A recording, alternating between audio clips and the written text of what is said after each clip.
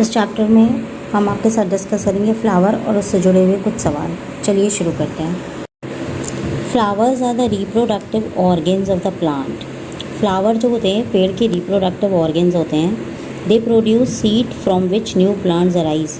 उसके अंदर बीज पैदा होते हैं जिससे नए पेड़ उगते हैं।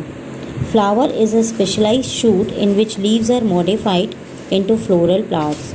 फ्लावर एक तरह की स्पेशलाइज शूट होती है जिसमें जो पत्तियाँ होती हैं वो आके इसके फ्लोरल वोरल्स बनाते हैं। The flower with a pedicel is called pedicellate flower. ऐसा फूल जिसमें पेडिसल होता है उसे पेडिसलेट फ्लावर कहते हैं।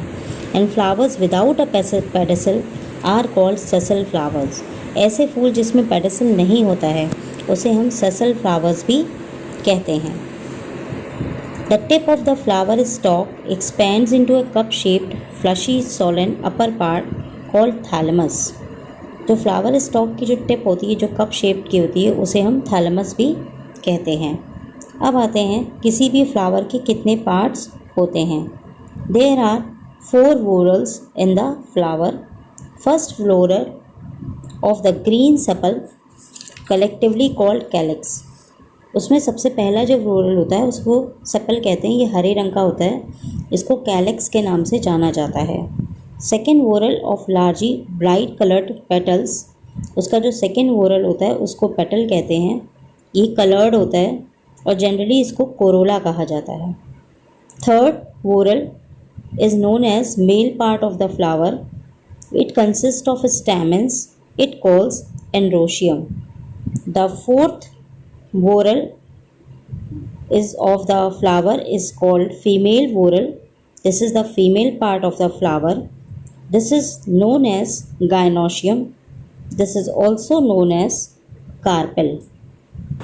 So now overall, if a flower has all 4 whorls, that is calyx, corolla, androecium, gynoecium, then that flower is known as complete flower. But if there are 1 or more whorls which are not present, only 2 whorls are present, only 3 whorls are present, then that flower is known as incomplete flower. Now the essential whorls of the flower, essential parts of the flower. What are 2 essential parts of the flower? They are male part and female part. That is androecium and gymnosium. That is androecium, it is also known as a stamen, and gynoecium, it is also known as carpel. These 2 parts are the essential whorls of the flowers. Because why these are essential? Because they are directly involved in the reproduction. Similarly, non-essential whorls of the flower are calyx and corolla, because they are not involved in the reproduction. They generally protect the reproductive parts of the flower. So in this way we now understand the 2 parts which are essential for reproduction are androecium and gynoecium, and calyx and corolla. These are also the whorls of the flower, but they are not responsible for reproduction of the flower. Now there are some flowers in which both male and female parts are present. They are known as hermaphrodite flowers or perfect flowers. तो ऐसे फूल जिसमें androecium और gynoecium mail और female part दोनों present होता है उसे हर्माफ्रोडाइट फ्लावर कहते हैं या बाइसेक्सुअल फ्लावर्स कहते हैं। जैसे एग्जांपल है China rose, mustard etcetera. Similarly एक ऐसा फूल जिसमें केवल एक ही रिप्रोडक्टिव वोरल हो, आइदर मेल हो या अदर फीमेल हो, either androecium is present either gynoecium is present, then this is known as unisexual और इम्परफेक्ट फ्लावर। फ्लावर का जो मेल पार्ट होता है वो होता है एंड्रोशियम। ये बहुत ज़्यादा इंपॉर्टेंट है। आइए इसके बारे में कुछ चीज़ें आपके साथ शेयर कर रहे हैं। एंड्रोशियम फ्लावर का 3rd वोरल होता है। इसमें मेल रिप्रोडक्टिव ऑर्गन्स इसके अंदर होते हैं जिन्हें हम स्टैमेन कहते हैं। आप जैसा फिगर में देख रहे हैं कि स्टैमेन के 3 पार्ट्स हैं, फिलामेंट, कनेक्टिव और एंथर। फिलामेंट आप फिगर में देखिए एक लंबी सी लॉन्ग स्लेंडर स्टॉक है जो कि एंथर जो कि टिप पर है उसको सपोर्ट कर रही है। कनेक्टिव ज्वाइन करता है 2 एंथर के लोब्स को। उसके अलावा आप यहाँ पर देखिए कि हर एंथर में 2 लोब बने हुए हैं। हर लोब के अंदर 2-2 चैम्बर हैं जिसके अंदर पॉलन सैक भरा हुआ है। हर एंथर के अंदर 4 पॉलन सैक होते हैं।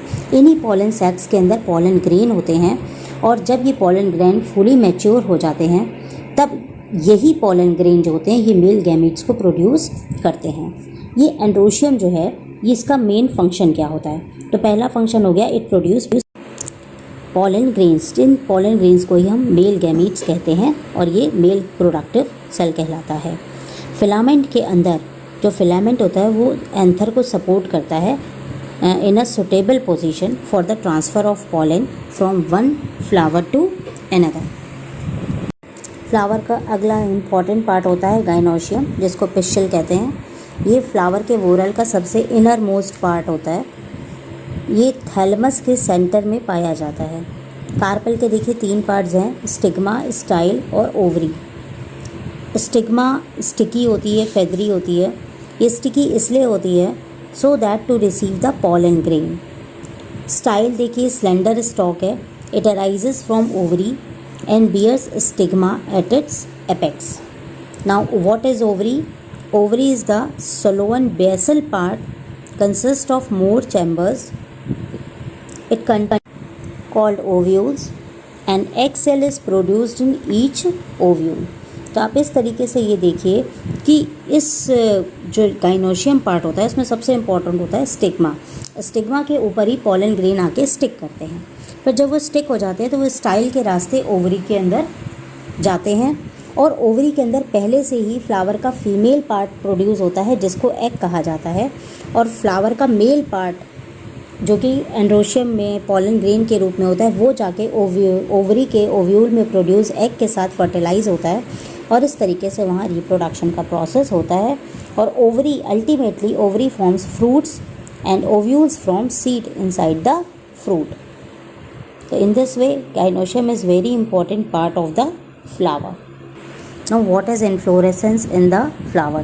Arrangement of flowers on a branch or the floral axis is known as inflorescence. देखो एक ही ब्रांच में जब देखिए फूल लगे हुए हैं, arrangement of flowers on a branch, जैसा कि आप फिगर में देख रहे हो, एक ही या तो फ्लोरल एक्सिस पे फ्लावर्स हो तो उसे हम इन्फ्लोरेसेंस कहते हैं।